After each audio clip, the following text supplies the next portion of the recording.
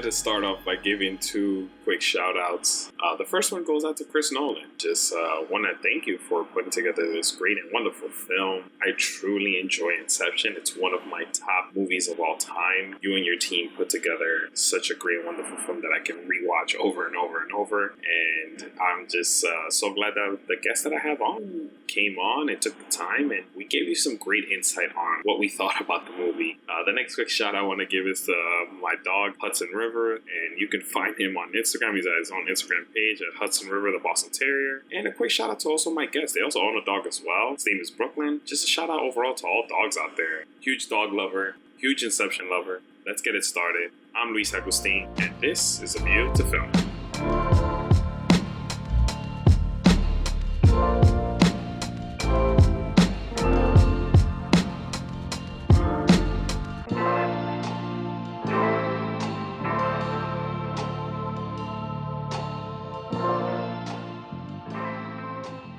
Today, I have two important guests, a very strong power couple, one of my favorite power couples that I love hanging out with. I love them very much. They've been a part of my life forever, especially Miss Annie, just been a part of my life. And, I really do appreciate them. So without further ado, Mr. and Mrs.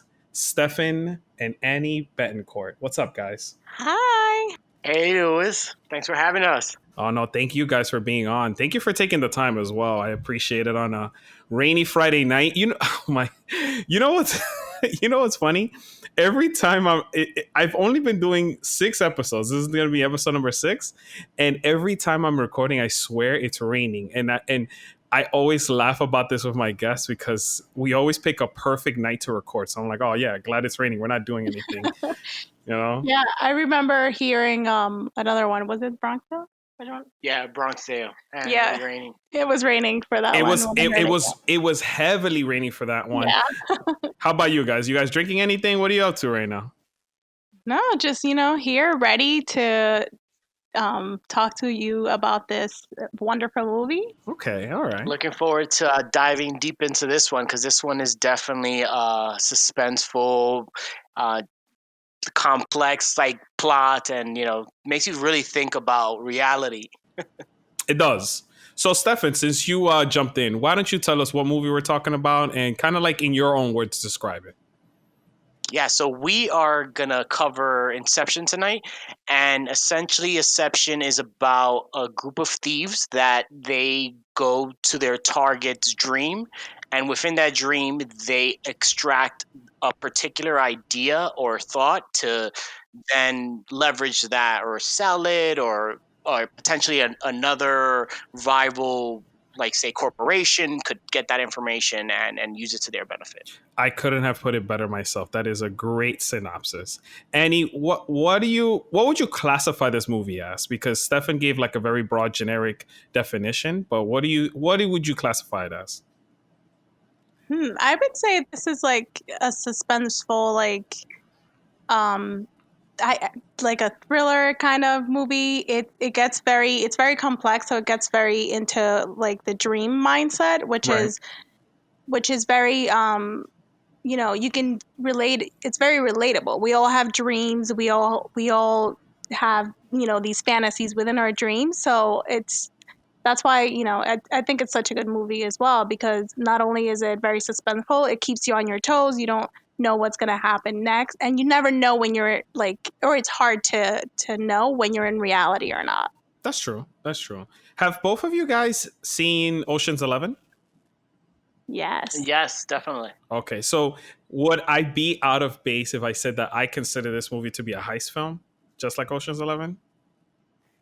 Definitely the action scenes I could see that. I was going to say I would put it in the category of The Matrix, honestly, a sci-fi, what's real, what's not genre. That's true. And that's a great point. The only reason I was going to mention it in that same regard as an Ocean 11, because it's like you said, that their job, they assemble a crew, right? And their job is to go ahead and steal something just because it's an idea or kind of implanted idea, as we all know from Inception. But it's the whole point of getting a crew together and getting a job done. So I compared it to something like an Ocean's 11, another movie I really love. And I was like, you know what? This seems very similar. If I had to like break it down to something very like basic, you know what I mean? Yeah, that is true. Like in Ocean's 11, they were actually like stealing the jewelry or the money, and in Inception is more about stealing an idea, or and as we'll further discuss, planting an idea. Before we move on and just continue talking about the movie, I just want to issue a spoiler warning for everybody out there. So please, if you're listening to the podcast, do not listen anymore because we're going to spoil the movie, like starting in like 2 seconds. So, um, but Stefan, why do you love this movie? Because Annie kind of shared her thoughts. Why do you like it so much? So for me, I really enjoyed the movie because it was a well directed movie. Chris Nolan, who also did the Batman movies, and he's really great and really detail oriented.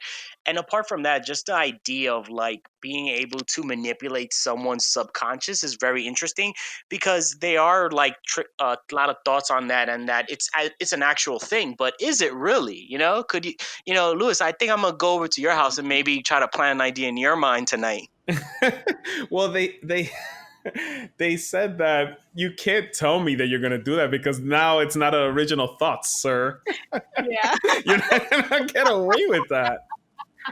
What is it? The quote the guy says, if you think about an elephant, then if you tell them think about an elephant, then that's it. It's a done deal. Exactly. So if you tell me that, then there's no way you're going to implant an idea in my mind, sir. Anyway, but it's a good try. Annie, what do you think the main? What do you think in your definition? What do you think the main theme is before we start talking like deeply into the movie? I think the main theme is like that the idea of a dream, and the dream is, it could be your reality or it could be the world that you live in. I honestly think that this movie does a good job of showing us, like your subconscious is made up of your dreams, and you can either live in that and make that your reality, or you can realize that that thought in your subconscious is something that you should either wake up from or continue to do something from that idea. Like, for example, the thought of they mentioned one of the quotes, like a thought can be small in your head, but then it goes as far as you take it. Exactly. I do agree with you. I think for me specifically, I wrote down like repressed emotions because I kept talking about that. Yeah. And I think that to me is what I consider it to be like the main theme of this, because as we see with Cobb and with Fisher, I felt like throughout the whole movie, we saw the two parallels where Cobb has his repressed emotions that keep coming out, and Fisher has his repressed emotions about his father. So like that to me, if I like had to like summarize it, I think that like would be like something I would pick as far as like what the main theme is. What do you think? What do you guys think? Stefan, what do you think?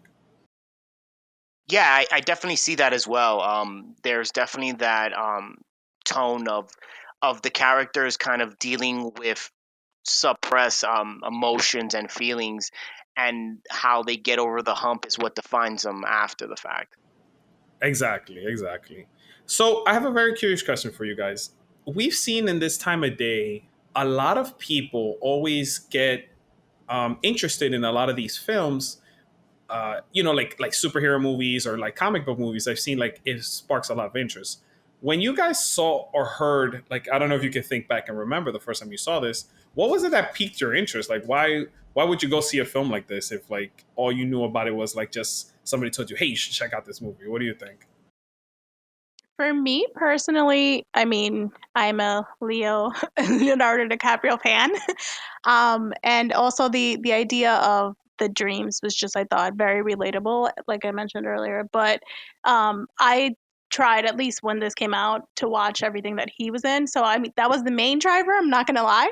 But then also the idea of, the layering of the dreams.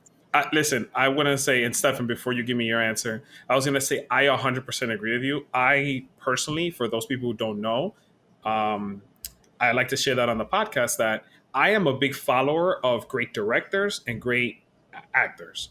If Leo's in a movie, best believe I'm watching it. Like, Yeah, I think we same. can all agree that Leo rarely ever puts out anything that's bad. So, like, usually if he's in a film, I'm like, yo, bro, I'm in. Stefan, what about you? Yeah, so same kind of thought process like you. I really enjoy Chris Nolan movies.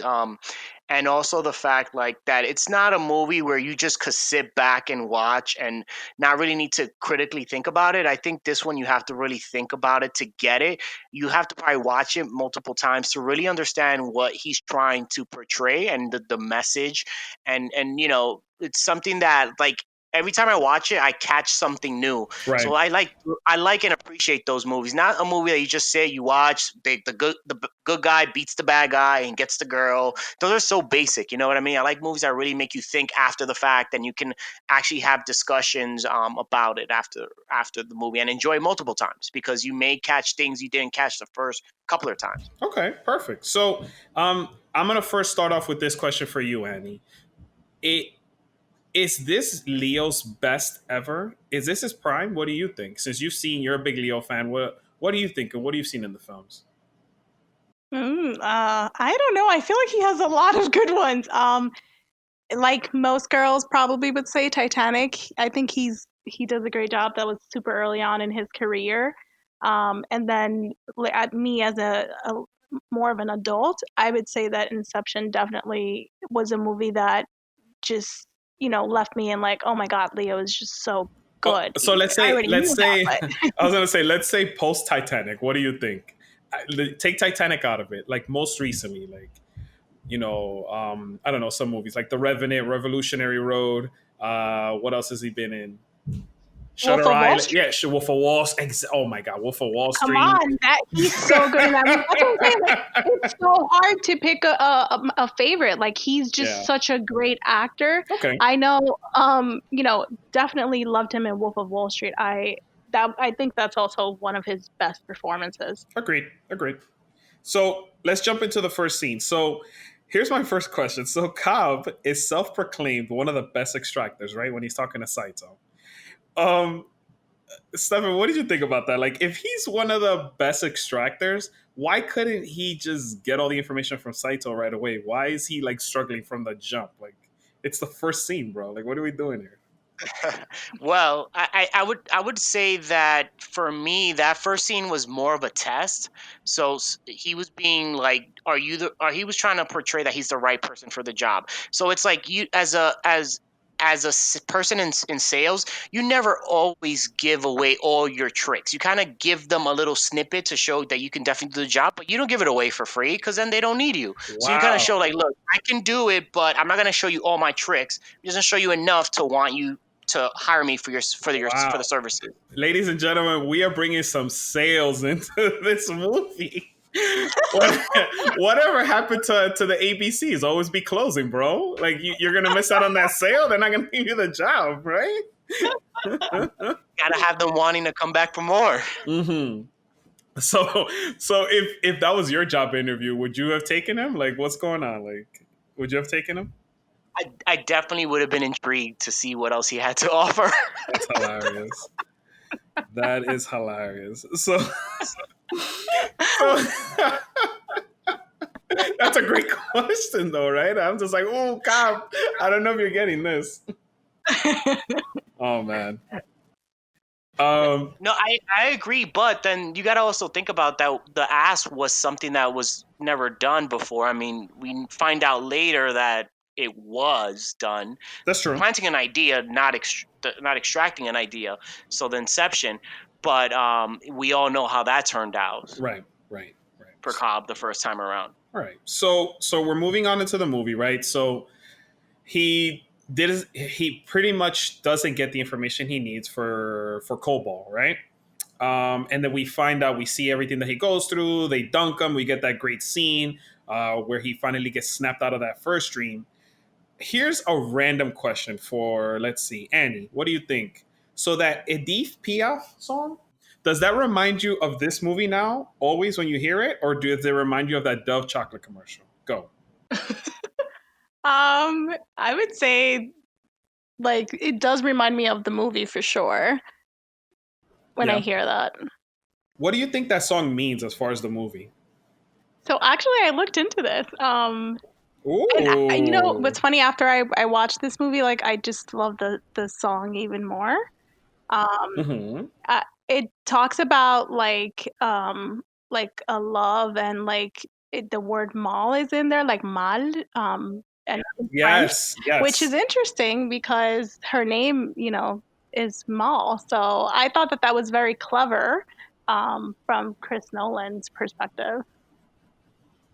Actually, I'll give you even some more trivia. Ooh. Chris Nolan didn't want that song to be used because he didn't want it to be referenced to Marion Ah. Cotillard. Yeah, because she played the singer in a Yeah, movie. she Because sang of that. that, he didn't want to use the song, but his composer did convince him to use it to like kind of like use that as a reference. Does that make sense? Yeah. And it's about like not like no regrets and I believe it speaks about Cobb, holding on to his regrets throughout the Yeah, film. exactly. And I mean, and we see in the movie, literally, the whole movie is based on his regrets. So, Yeah. So moving on. So then they go ahead. They finally they get the job offer. What did you think about Leo's best friend betraying him in the movie? Was that funny? How he dimed him out to Saito? Yeah, it was a piece of shit move, but I mean, it wouldn't have worked with him, so it was in the best interest that he was eliminated from the equation. So it worked out in the end for Cobb, to be honest. Sometimes you need to get rid of the extra weight, you know? Exactly. So here's something I noticed too. Is from your guys' understanding, and Annie, you can answer this one. Is Cobb the only person that does dreams within a dreams? Did you catch that, or is that just me? Like, is he the only person that does that? honestly, yeah. I mean, it seems like Yusuf, he had like that clinic or whatever he calls it, that dream clinic, where it seemed like his potion was for people to go into deep dreams, which they don't say whether it's a dream within a dream, but that's the only other occasion where you hear of like those deep dreams. So it does seem like, Cobb is the only one that's going into different layers of those dreams. Here's another random thing that I just thought about. What, Stefan, have you ever heard of this? Is it true that you can't read within your dreams? How come is it that throughout this whole film they can always read something like numbers, letters?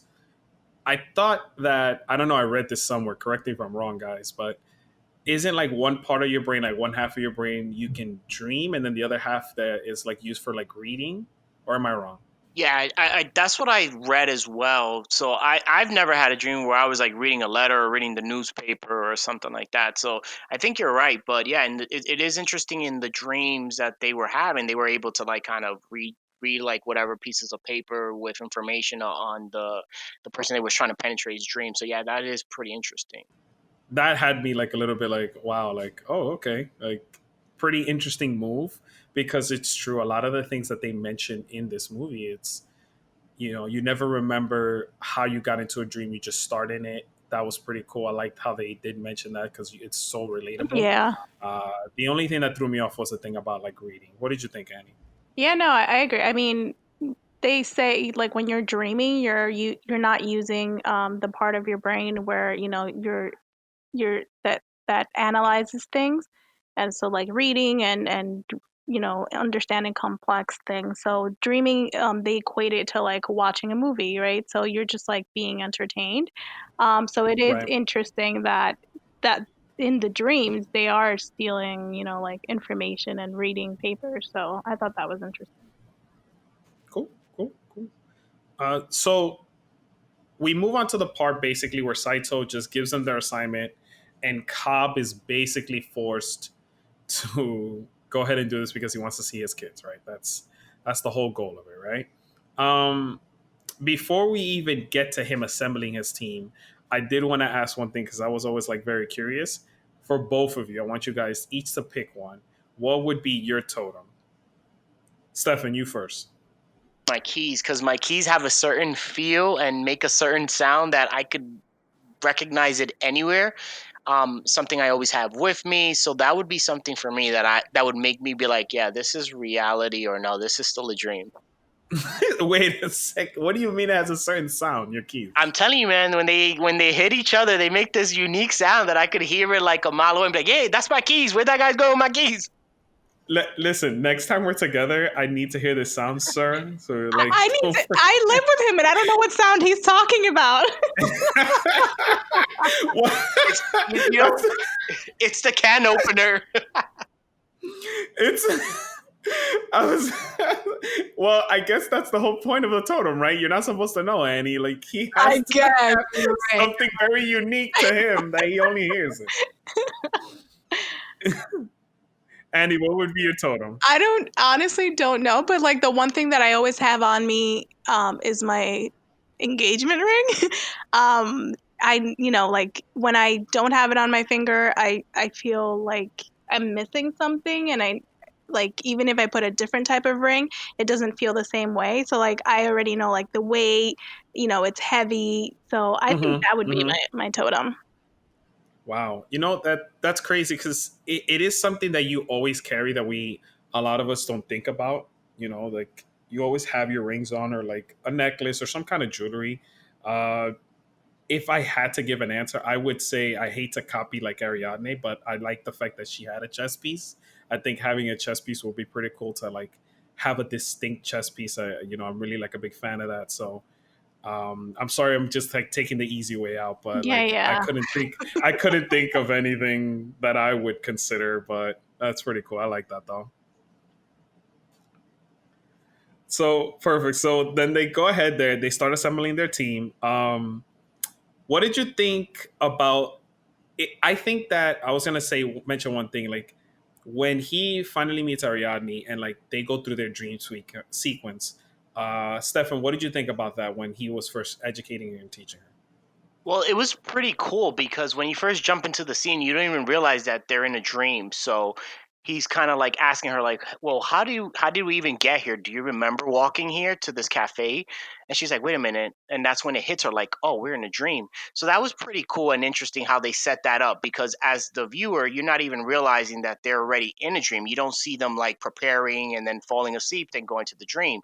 They're already in it, full blown, and they're having a discussion walking, and then he's like, do you remember coming here? And then it's like, oh wow, they're in a dream. So that was pretty cool how they set that up. Right. Annie, what do you think about him like recruiting this young lady who's in college already? Like, is she ready for this? What did you think about that move? I think he actually was impressed right away with her ability. Like she learned really quickly. I think it was pretty cool. I don't think he personally, would have thought that a college student was going to be prepared because he did so gifted. Yeah, exactly.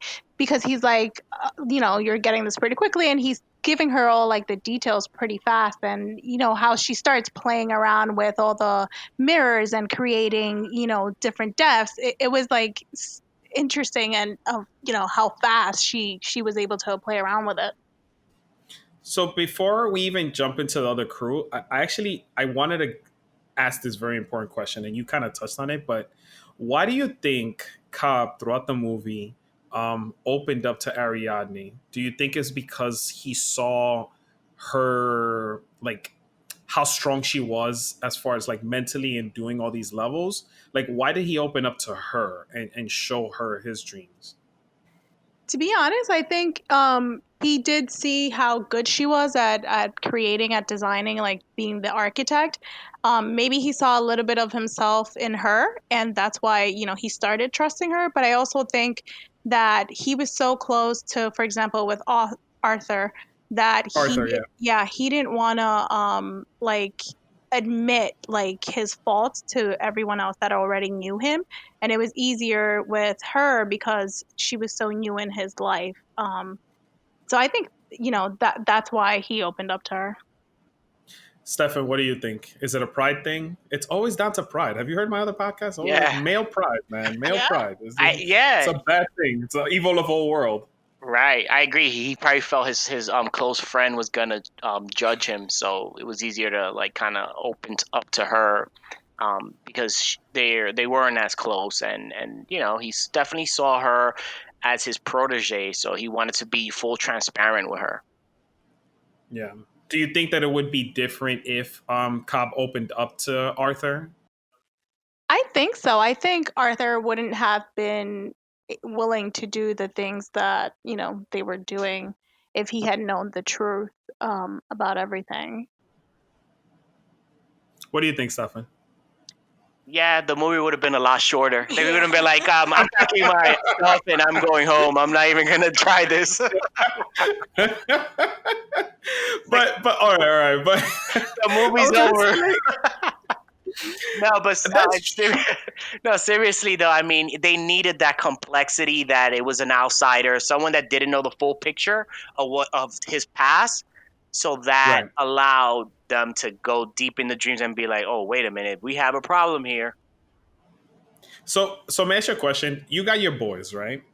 If one of your boys opens up to you about something very personally, don't you just feel like, you know what, I just got to have his back, like, because regardless of whatever he's going through, it's going to make our bond a lot deeper. What do you think, though? That's why I asked you more. No, definitely. I agree. But I don't know about being stuck in limbo with one of my boys. It'd be kind of boring for 50 years or whatever many decades it will be. I'm like, bro, I love you and everything, but I ain't doing 50-year bid with you. I don't like you that much. So what would it take? What do you have to give me? Just to risk it. I'm putting you on the spot right now. Your boy says, yo, we're going to limbo, bro. We might be stuck down there. This. I'm giving you 50 million. What's up? Now, I'll do that for 50 million.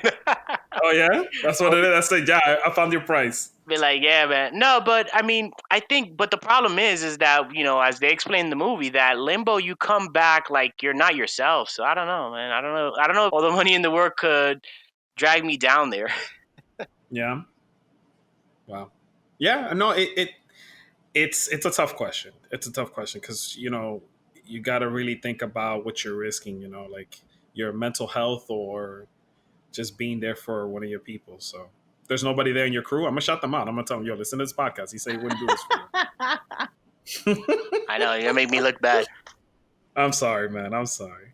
So, all right, we'll move on. So they go ahead and they get Eames, one of the best characters in the whole film. Like, they go through that whole thing. Leo's being chased down. They find Yusef, who makes the compound, and boom, we got our crew. We got everything. They get their assignment. So I know that, like,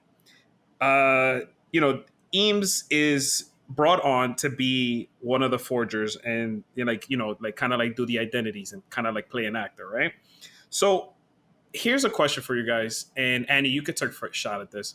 Why is it that Eames seems to be the only one that can like portray somebody else, like as a forger, right? Yeah, I think it's just his abilities. He has a really good ability to get into people's like psychology, like to understand, like, for example, with Fisher, he understood, right away, like how to manipulate what he was thinking in order to change, like, or in order to change into his godfather.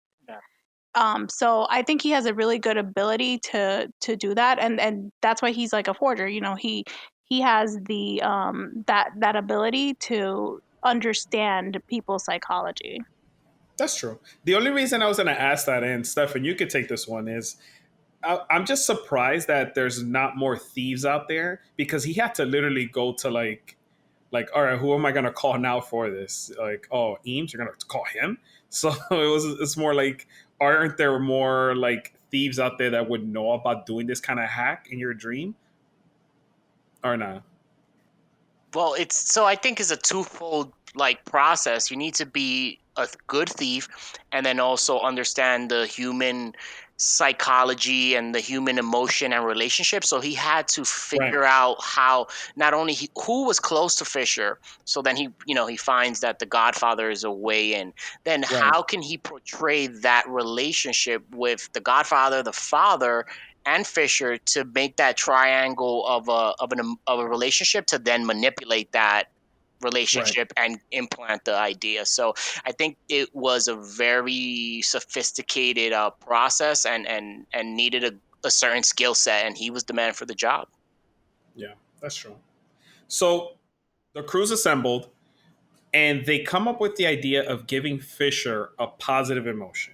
But Eames at the beginning goes, "Hey, why don't we just make him be like, screw off, Dad? I don't want to be like you." Kind of like a negative emotion. Annie, what did you think about that plan when they went in?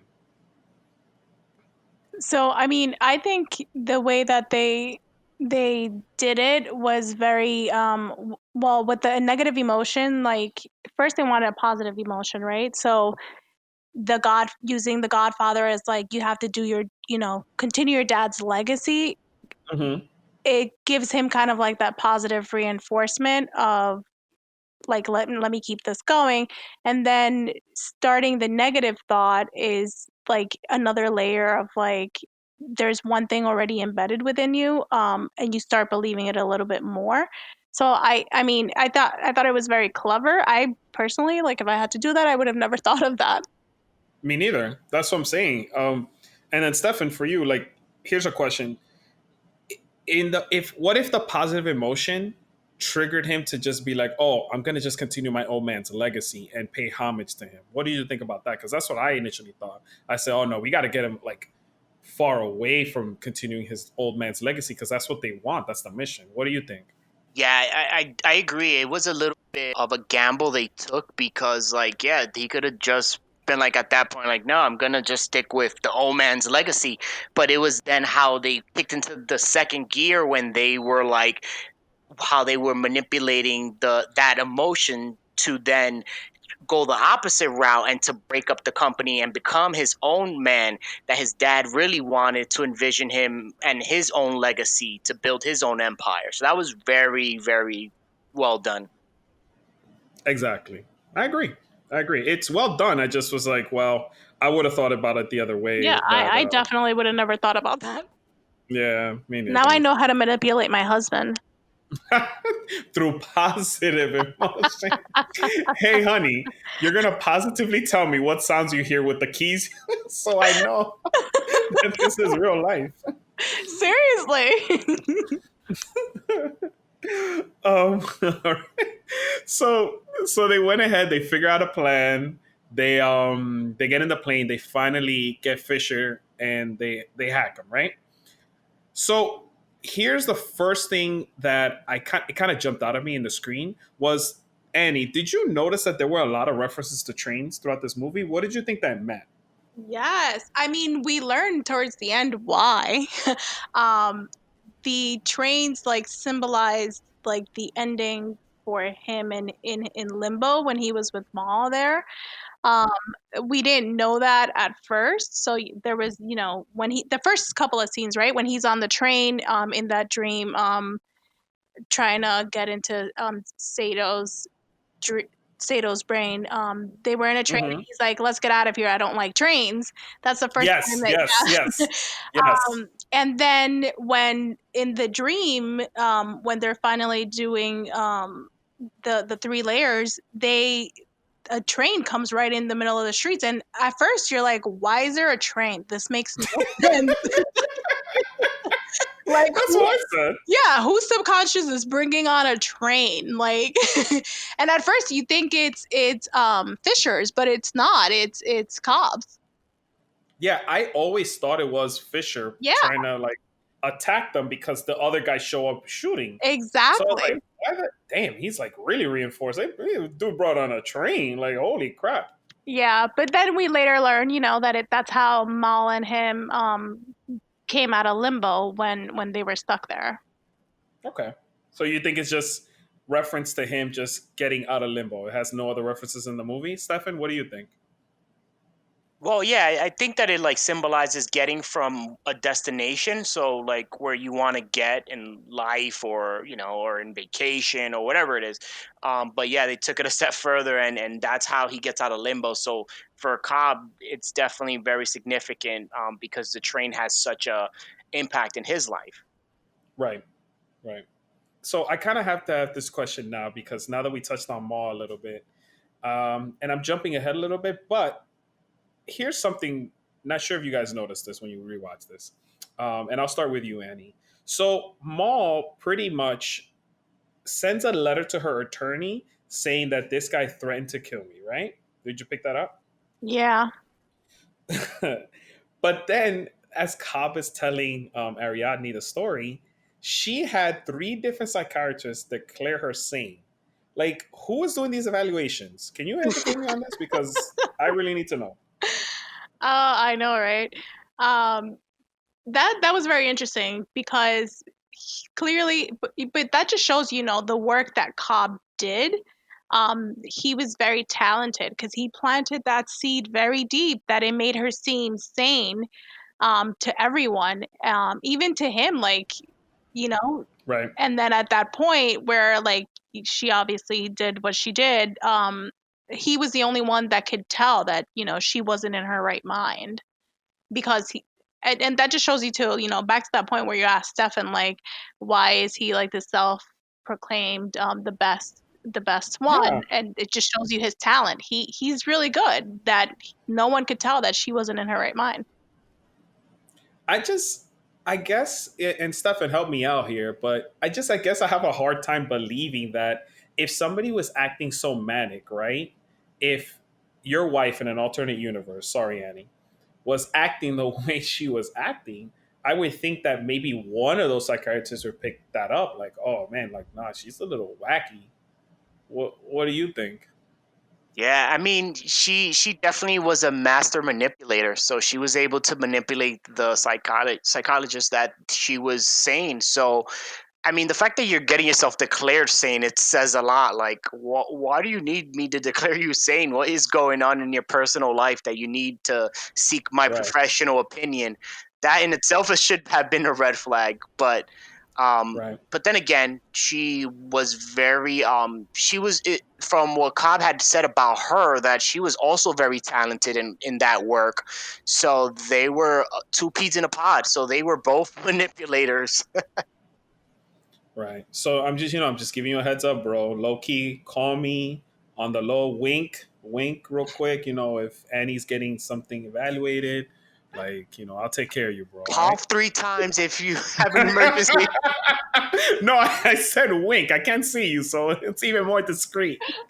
Like, babe, you got something in your eye? Damn, this allergy's killing me. Oh man. All right, so they hack Fisher, right? So they got a death squad on top of them. They're getting jumped. They finally get to the warehouse. So here's one part that I did love, that like how they played Fisher in the beginning, because they made his subconscious immediately draw suspicion to his uncle.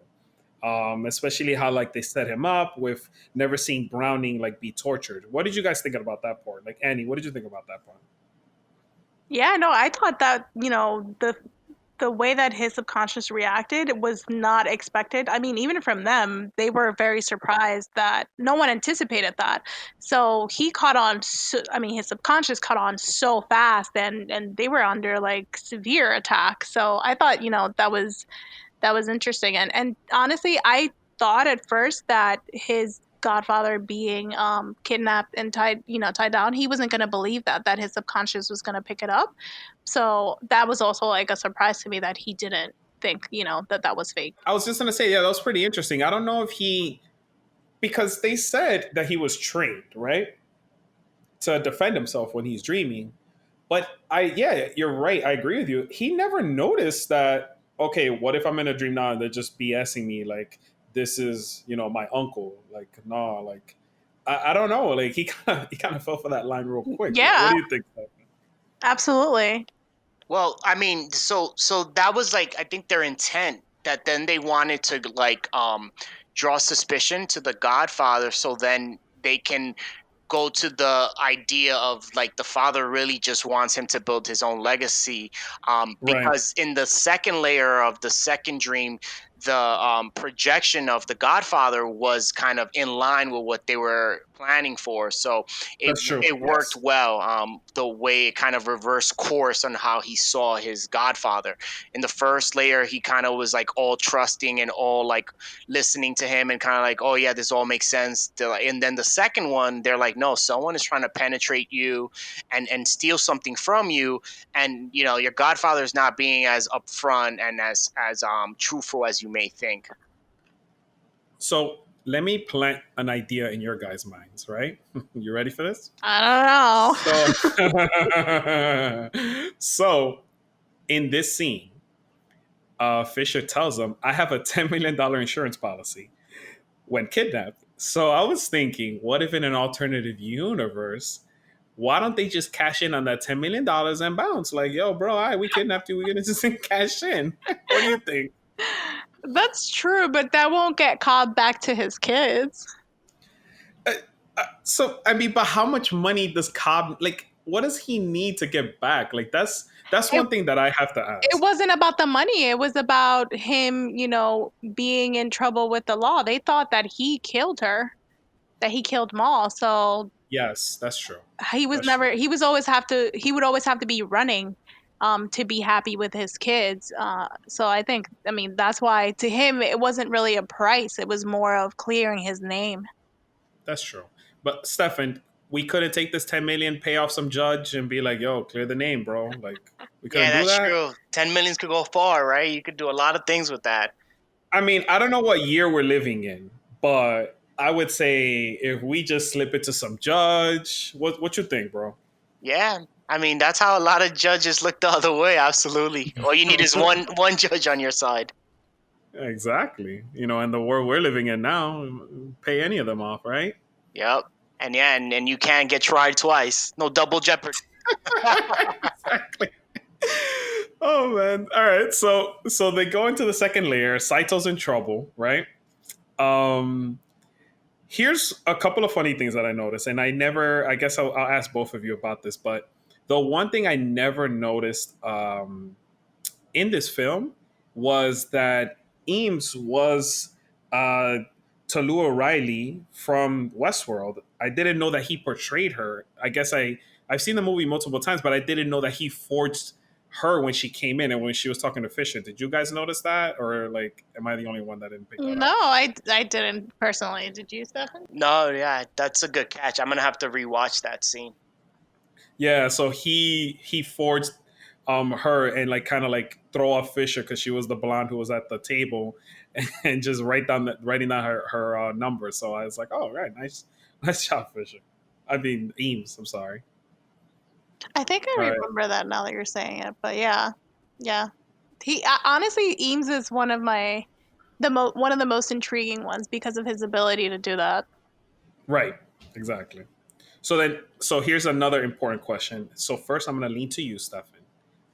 Take your time to think about this. This is very important. Who did it better? Arthur stealing a kiss or Eames dreaming up a blonde? That's a tough one, but I would have to go with Arthur stealing the kiss because that was pretty slick of him, the way he went in and stole that kiss.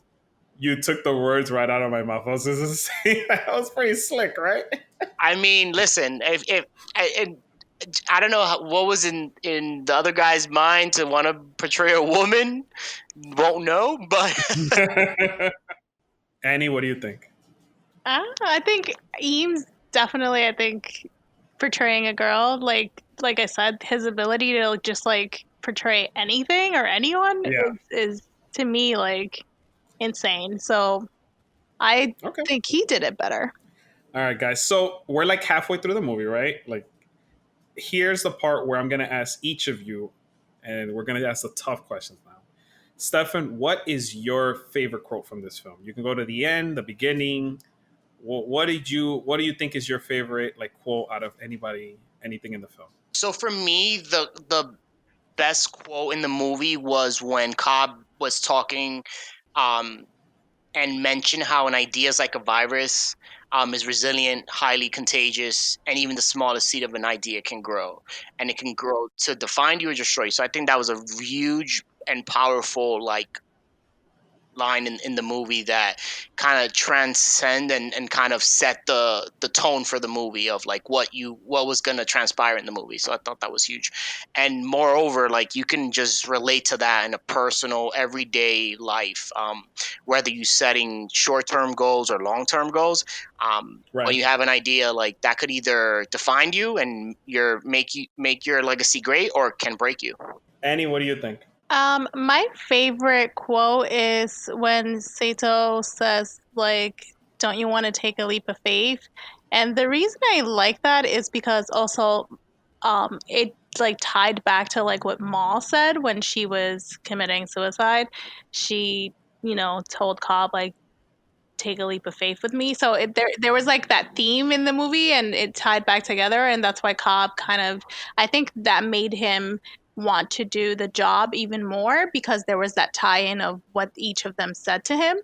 Um, Right. and in life, like in general, like with everything you do, you got to take risk, take a leap of faith in order to, accomplish your goals or be happy. So it's relatable, but also it was interesting in the movie how they used those words to like play with Cobb's mind. You're right. I agree with you. I think that that's the one that he first heard it from his wife, Yeah. and he kind of just held on to that because he didn't take a leap when she wanted, that trust. You know what I mean? Yep. And I mean, even though he thought she was insane, but Yeah. it's still, it's still like it's very telling that the fact that finally this guy who he doesn't really know that just really pretty much interviewed him is like, yo, take a leap, let's do it, and Exactly. like he's willing to risk so much, everybody else's life really for his kids, and that's just very telling. I like that. Yeah. That's really good. My favorite quote of the film is actually said by the guy, the when they go down to see all the people that are asleep and dreaming. I think I know which When one that, you're saying. yeah, exactly. So, oh, because I think that one is very telling. And he goes, Yeah. "They come to be woken up. The dream is their reality." Yep. And I just, to me, it really hit hard because like I just felt so sad. Like, what does an escape from reality mean? Like it, the fact that they're dreaming has become the reality, and it kind of shows me what Cobb has been going through. The fact that that's become his reality because he doesn't have his wife anymore. And honestly, like I think that hit me really like strongly because of that. I was just like, wow, like this guy is going through all this conflict, and he this has become his reality, just like everybody who was there. Yeah. Yeah, and I would also say that we saw that Cobb was basically going to his dreams to have some sort of like tranquility in his life because he Yeah. didn't have his kids, he didn't have his wife, so he was basically going back to dreams to like reconstruct from memory his past life with his wife and his kids he couldn't see. So that's a really good quote. I thought that one was a great one as well. Yeah, like can you guys imagine that? Like not being able to even dream or like get a night's rest? Like that's just I can't even fathom that. The fact that I have to depend on a machine or something else to even like sleep. I don't know. It's just weird. Yeah, I mean, I think a bit more, they weren't doing it, from a sleeping perspective. It was more from a dreaming perspective. That's true. Yeah. They wanted to have these thoughts or memories that they couldn't on their own dream. So that's what they were Mhm. seeking. I think it's more of they weren't happy in their reality, and the dreams gave them some type of better reality. Right. An escape. An escape. Yeah, exactly. All right, guys. The juicy part, the best part. Here we go. Favorite scene. We'll start with you, Annie. What do you got? Actually, my favorite scene is the ending. Really? Yeah. Yes. Well, no. Wait. Hold on. Wait, when you say the ending, do you mean the absolute ending when Cobb sees his kids, or what ending are you referring to? Yeah, I mean, well, it starts from when, and I mean, I'm probably gonna. It starts when they're in limbo, and you know they're trying to remember like how they know each other, and then you see Sato like reaching for the gun, and in that moment you're like, oh my god, they're gonna kill each other, but then they wake up. So you're like, what just happened? Like, did we miss a portion of the movie? So I thought they did that really well. And I mean, at first you probably think like maybe they did shoot themselves, and when they woke up it's not really a reality. So you keep thinking that, and then when you watch him with his kids and he finally sees them, and then the totem that he uses and it doesn't stop spinning, But then at the end, like right before the movie stops, like it slows down. So I thought, that was like a really good way to end the movie. But you can tell that the potion that they used to sleep wore off, and that's why they woke up, not because they were shot. Potion. Wow. Using some advanced magic The sleeping Dungeons and potion. Dragons I mean, works. it was pretty magic. The syrup. Yeah. It is pretty magic. Could you imagine being stuck in limbo because of a sedative that you took? Like that has to be some crazy potion. Right. We have dubbed it the potion. The concoction, potion, serum, whatever it is. Exactly. So I think like leading from that part when they're in limbo all the way to like the actual ending, I honestly, to me, was just like, it leaves you with so many questions, and then you start analyzing that. To me, that's honestly the best part of the movie. Okay, so I love everything you just said, and it does bring up all these questions. So, Stefan, before we get to yours and mine, Annie, I want you to break it down for me because it's true. There's a lot of questions. Let's tackle it now because I want to hear about this. What do you think Cobb's totem is? Well, it's definitely not Maul's totem. I think he uses Maul's totem to remind him of his guilt and of what he did. So do you think that the fact that he doesn't even pay attention to it at the end just shows you that he's just like, that's it, like I'm done using this? Is that what you think it is? Yeah, I think he's done with his guilt. He's let it go, and he no longer needs it to be reminded of what happened with Maul, because ultimately he got what he wanted, which was to be with his kids. So I think that's why he just walks away and doesn't wait for it to fall. But also because it's not really his totem. Like he said, when he's telling the team, when he's putting them together, like, you need a totem unique to yourself, no one can know about it. So it can't be that Maul had a totem and then he uses it as his totem. Like that goes against what he's said before, or what Maul said. Maul set the rules. Exactly, of what Maul said. Yes, correct. So that's another reason to think that that's not his totem. But then to your point, what is his totem? I mean, I did notice that in his dreams, he's always wearing a wedding ring. And when in reality, he's never wearing it. So it could be that that's his totem. And I actually did, do some research on this. And there's a couple of different theories, but other people, did agree that the wedding ring was one of them. You know what? When you said your wedding ring, I said, wow, it's true. Because that's what I took from it. I always, when you initially see the movie and remembering from when I first saw it, you're led to believe that it is the spinner top. Exactly. But now that I'm like, I've looked at it more and more and more and more, and you keep rewatching it, like, Stefan, what do you think? Yeah, absolutely. It's definitely the ring, because you never see him with it on when they're in reality. You only see it when they're submerged in the dreams, the ring. So has to be 100% the ring. So could we all agree that he definitely got out?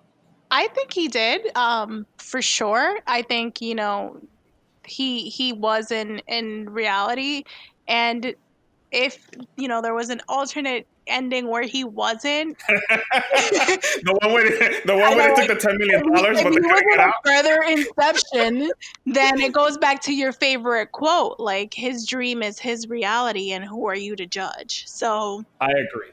So, I mean, even though I think he was in reality, if there was an alternate ending, his dream is his reality. So I want to piggyback off what you said. I completely agree with you. I think that it doesn't matter really if he got out or if he didn't. I think that Christopher Nolan painted it very well, that it doesn't really matter. Like, his reality is what he believes in. And if he wants to finally see his kids and be with them and finally got over Maul, I think that's his reality. That's it. It doesn't matter what he's dreaming or not. And exactly. That's a very important note in the film.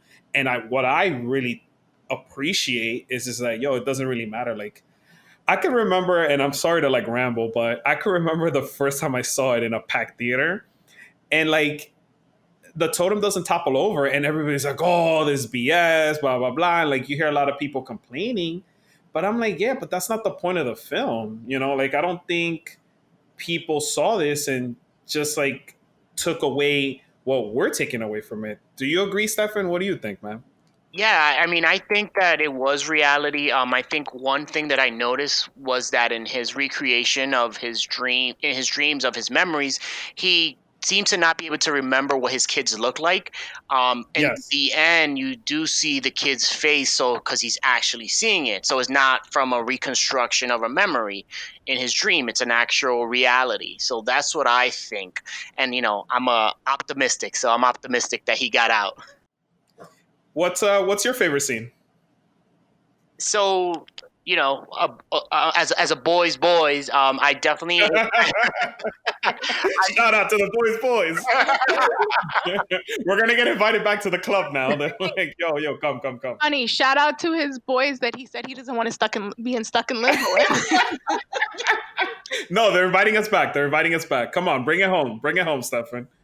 we got the man card back. Yes, 100%. No, so for me, the fighting scene, that was like really well done, really well crafted.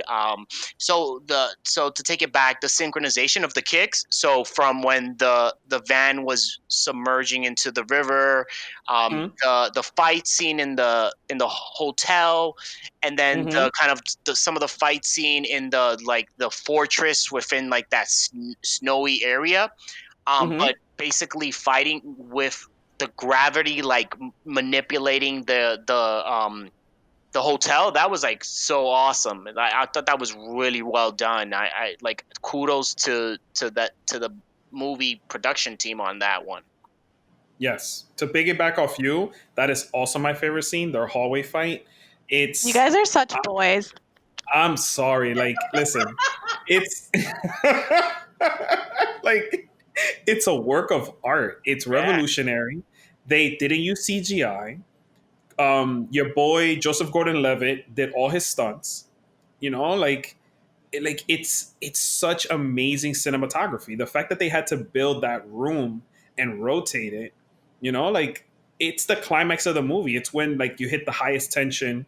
You don't know how he's also going to figure it out by having no gravity. And he said it. He's like, I'm going to have you feel like you're falling when I have no gravity, So I think that Christopher Nolan, like, he did some genius work because, like, he had his team build that entire scene, and he pretty much showed you, like, look at the revolutionary things that I've brought to the screen. You know what I mean? And like a lot of films have copied trying to do stuff for real versus like using CGI, and I feel like you get a better impact with that. Yeah, I agree. Like the fact that he likes to use film like says it all. So the way his thought process goes and how he thinks and how creative he is really a lot of kudos to him, and how he like basically built that that scene versus like kind of just like you said, like using like graphic design. Like he literally just built that, and that was in actuality how it was filmed. It wasn't like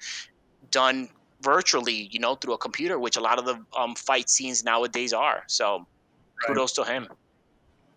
All right, so going back to the film, so the team makes it to level 3. Saito's pretty much almost dead. They have to get to they have to lead Fisher right down to like the main safe. We're seeing like this great battle that's going on.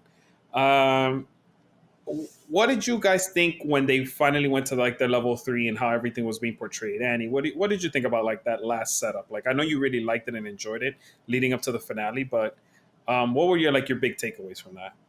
Well, in level 3, I was confused about the snow fortress. I was like, what are they doing there? At first, but I thought it was good how they used Fisher, and how he was working with them. So starting from level 1 and level 2, it's a it's different, their relationship with Fisher, and then in the last level, they're just like all working together as a team. So I thought that was interesting how they did that. And also the scene once they're inside the compound where the dad's in the bed and they finally and Fisher finally talks to him. I thought, the way that they, displayed the dad saying like, no, that, I wasn't saying I was disappointed with you. I thought that was, so impactful for Fisher, Mm-hmm. and a great way for them to convince him that he had to come up with his own legacy. Stefan, jumping to you, why couldn't Cobb kill Maul when she showed up in level 3? Like, she's fake, right? Why couldn't he do it? Well, like how we were talking about, to each his own reality perception could be different. So in his perception, he didn't want to kill her again. He felt guilty. He killed her once already. So I think for him it was a difficult thing to do because the guilt he carried. So he could, although it was in a dream, he couldn't go through with it. I agree. I agree with you. I think it was tough. I only asked that because I was like, wow, bro, like you have people's lives that are depending on you as well. You need to pull the trigger. Like we can't mess around here. You know what I mean? I just want to mention that. No, yeah. The whole time I was watching, I was like, kill her already. Thank you. So Cobb pretty much opens up to Ariadne, tells her everything. Ariadne saves Cobb mentally by shooting Maul. What do you guys think about that? Annie, what do you think? I think she eventually convinces him of what he needs to do. Like we were saying earlier, how what's her role and why they picked her instead of like one of the friends. I thought her being like from an outsider, like, and him telling his story his way helped him like understand that it's not his fault, or that he shouldn't feel guilt anymore for it. So Mm-hmm. I think she really helped him with that, and she didn't give up. She was very persistent. She was like, no, you Oh my need to god! yeah. So I thought that was great. I mean, I don't know, and I can relate this in real life. Like, I feel like women, when it comes to like things like that, they're very persistent. They keep fighting. Whereas, and I'm not putting men down, but like, men are more Please do. more Please. direct and more like, no, let's move on, next thing, like. So I think that's why her role is like super important, in helping him get out of that negative, like guilty mentality. So Maul pretty much tells Cobb right at the end before she gets shot, like, aren't the people that chasing you projections, like the cops, the companies, everybody that's hiring you? Do you think that Cobb was like gonna listen to that? Wasn't that like kind of real to the like the dream aspect? No, because the people that keep chasing Cobb, aren't they considered projections? Or what did you guys think about that perspective? Yeah, I mean, yeah, I would agree that it could be perceived as projections, because at towards that point in his life, he wasn't really sure what was reality and what was not, and Ma was definitely sensed that state, or her projection could sense that deterioration in his mind. So she was like basically saying, well, do you actually know that that's true or not? So she was definitely using that to her advantage as leverage to trying to convince him, like, we really don't know if we're in reality or not. Are we in a dream or we are in real world? So it was a great way of showing like his mental state kind of being deteriorated and him not knowing what's true and what's not. And then the projection of Maul using that to her advantage. Right, right. So would you have listened to Maul right there? Hell no. I'm sure I would have convinced him in a heartbeat. Sweet, love it. I love it. You would have been you would have been dead, bro. I would have been over. He would have shot me at the first chance he got. I would have been like, guys, secure the bag, vámonos. All right, so Annie, you pretty much explained this, but I did write this question down. Like, so in purgatory, can you just kill yourself and wake up, or is it because that the potion, quote unquote, wore off that they were able to wake up and kill themselves? Yeah. Can somebody explain that to me? I mean, yeah, I think, when Yusuf explains it, he says, it's 8 hours, I think it was 8 or 9 hours, which was perfect for the flight duration, because that's how long the flight duration was. And then Right. when Cobb explains like how you get out of limbo, he said you either, when the time runs out with, the sedative, and you wake up, that's how you get out of it. but it might seem like you're in limbo forever because obviously time is going by so slow. So he did explain it. It's just, putting it two and two together when they wake up. So then why isn't that Saito's brain wasn't already scrambled? Because he was there for a long time. I know. In limbo. I know. I think, to be honest with you, they planted and they keep using, that same quote, like, do you want to take a leap of faith or become an old man filled with regret, waiting to die alone? Right. So I think, that the seed, just similarly to Maul, like, was planted and they helped each other remind each other of like who they were and why they were trying to meet with each other. So to your understanding, Stefan, so limbo, is that the 5th level? Yeah, it seemed like that was the 5th level. I mean, I have seen like different thoughts. Some people say it was like level 6 or 7. I mean, but yeah, Whoa. exactly. Whoa. I don't perceive it like that. I see it as being the 5th. All right. Well, I mean, that's one of the things I was confused about. But before I ask you guys the last very important question, because this is a very big one, and we're going to name our MVPs for the movie. I need your guys' help to understand something. What is the layout of the movie? So here's from what I understood. So Ariadne, she designs the layers, right, in the dream. And then Eames is brought on to be a forger. He's like the actor, whatever, right? But then my confusion comes in when every time they went a level down, they kept saying that, hey, this is your dream. Like in the snow level, they told Eames that, hey, this is your dream, and he designed it. But Ariadne built out the maze. So who's the dreamer? Who's the person filling in the subconscious? Like, what? Ariadne's just an architect. Like, I'm confused with like the layout of like when you enter a dream. Annie, can you explain it to me? I think Ariadne designs kind of like the paths and like the labyrinths and things like that. But then on top of that, it's the dreamer's view on that. But it is designed. Ariadne did design like those paths and the streets, for example, and things like that. But the dreamer goes to like what the subconscious brings, right? Like the subconscious comes into that dream, and also like what's happening in that dream. But as far as like the setting, I think she definitely designs that. And like for example, in the hotel when they're going, I think it's Arthur is in the fighting scene and he throws the guy off the stairs, right? Like he helped her kind of design that. The paradox. So that just shows you, like it is her design. It's just like the dreamer, it's just what happens in the dream that the dreamer brings on. So, Stefan, is the dreamer... So, help me clarify this as well. So, Fisher, they go into his dream 3 times over? Is that what they were doing? They definitely all had different dreams. I don't recall off the top of my head like whose dream they were in each layer, but it was definitely the architect who built the maze for the projections, not to find them that easily.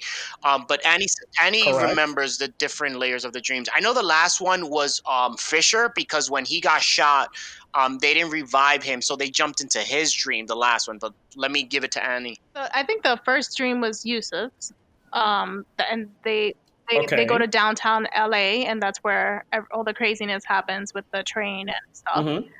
Then the next dream is, I believe that's Eames' dream. Yeah, Eames is his dream, and they go to the hotel. No, that's Arthur's dream. Is that dream. Arthur's? Because Arthur, that's right. because yes, it is Arthur. So if it's their dream, how come their projections don't come out versus Fisher's? I guess they make it the target. Like whoever's the target of that dream, that's whose projections come in. Like similarly to when the first time that they do it to Saito, like his projections come in, and you can tell that they're going into I think it was Cobb's dream, but no, that one was Arthur. And then when they when they go up one level, they go into the other architect's dream. Exactly. Yeah. So that just shows you like there's different dreamers, but the target is who brings in, their subconscious. See, the way you explain it right there, I think that makes sense to me. That's all I was just trying to figure out. I'm like, okay, so then why is it that you're in somebody else's dream, but your projections are coming in? You know what I mean? Yeah.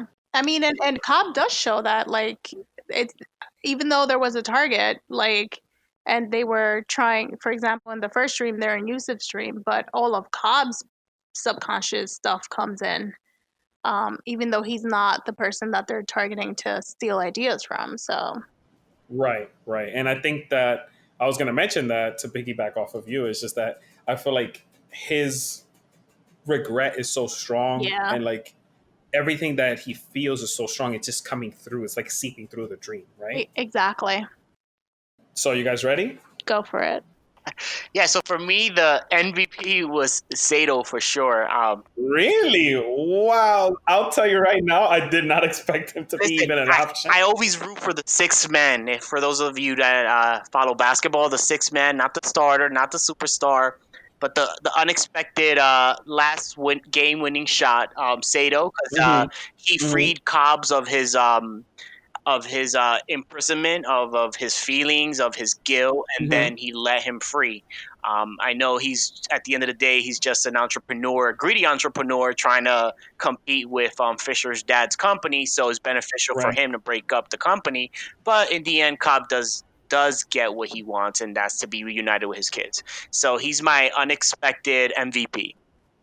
I like that. I mean, honestly, I didn't expect that, but I like the reasoning. He is the financier. He's like, he pretty much got everything, like the layout done. Right. Bought the plane. I mean, there's a good argument there for him. I like that. He contributed in many ways. You know, he rebounded, Yes, he shot, he blocked, played defense. Right. He got that last minute block when he threw the bomb, and they were all coming up. I mean, listen, he was stuck in limbo, man. Come on. For the cause. Annie, who's your MVP of the movie? Who won? I think it's Ariadne. Whoa! Wow, we all have 3 different answers. Okay. Well, she was the architect, and not, like, not to piggyback off what Stephen said, but ultimately, yes, like Saito, he was a financier, and if it wasn't for him starting this, it wouldn't have happened. But Ariadne, like, really helped Cobb get out of, like, that unstable mentality that he was in, and he was able to confront his guilt of what happened to Maul. So if it wasn't for her, I think he would have probably, when Maul, in that scene where she's trying to convince him to stay in limbo with her, he would have stayed there. I agree with you. I think, wow, you know what? You pretty much convinced me. I'm not changing my pick, but no, it's true. The more I see this movie, the more I think that I agree that Ariadne is definitely one of the MVPs, because she pretty much saves the team, saves Cobb's conscience. Yeah. And like pretty much alleviates him of all these feelings that he had, pent up, and all the regret. And wow, like, it's true. Like, if you really think about it, like, Ariadne is definitely one of the MVPs. Women power. No, definitely. I got to give it to her. I 100% got to give it to her. So my MVP, my Arturo Fuentes officially named award MVP is, and I had a tough time. It was between 2 people, Eames and Arthur, for me personally. I think that Eames brought a lot of creativity to his role. I think that he's the one that led a lot of the missions, and his creativity is what led, like, the main objective of the mission. But I'm gonna give it to Arthur. I think that Arthur was the backbone out of everyone. I think his creativity, if he doesn't come up with that creativity in, like, level 2, I think that they're pretty much stuck. I loved all his scene, especially Joseph Gordon-Levitt. Like, he really came off the screen to me. But next week, if I watch it again, it'll be Eames, but it's between both of them. So, I mean, I'll give it to both of them, but if I had to, like, really pick one, I would say Arthur. I think that he had the most impactful scenes, and he really drove the movie. And, like, once again, shout out to Joseph Gordon-Levitt for doing all his stunts. That was, like, amazing. I think he put in the most work, and just really love the film. I really enjoy this one, guys. Yeah, no, I definitely, I mean, I do agree with you that both Arthur and Eames were great characters. Eames definitely, like I mentioned earlier, he's one of my favorite characters just because of his creativity and how he so easily like can become, or portray someone else. So to me, Right. that's very like a good part on his role. And then from Arthur perspective, yeah, to your point, the scenes that he does are amazing. Like, yes, I know Stefan's favorite scene is the fighting scene, but I thought that was really, really, really well done. Arthur would have been my second tier MVP for sure. He held the group together. He was the glue that when you thought they were about to fail, he was able to pull it off and pull a trick out Right. his back pocket. So he absolutely deserves the award. Arturo Fuente. Yeah, Arturo Fuentes, MVP award. That's it. That's what I named it. But thank you guys for coming. Any like last minute shout outs or plugs you guys want to give, or Annie, Stefan? Thank you for having us. This has been a lot of fun. We look forward to hearing your podcasts as we enjoy them, and we definitely enjoyed participating in it. Oh man, thank you for coming. Annie, thank you for coming as well. Yes, thanks for having us. We did really enjoy this, and we look forward to continuing to listen to what you have to bring from the other podcasts. Oh my God, don't worry. Bring it on. We got a couple of good ones, and I definitely look forward to inviting you guys back again for another movie down the line. But that's it. Take care, guys, and we'll speak to you guys soon. See ya.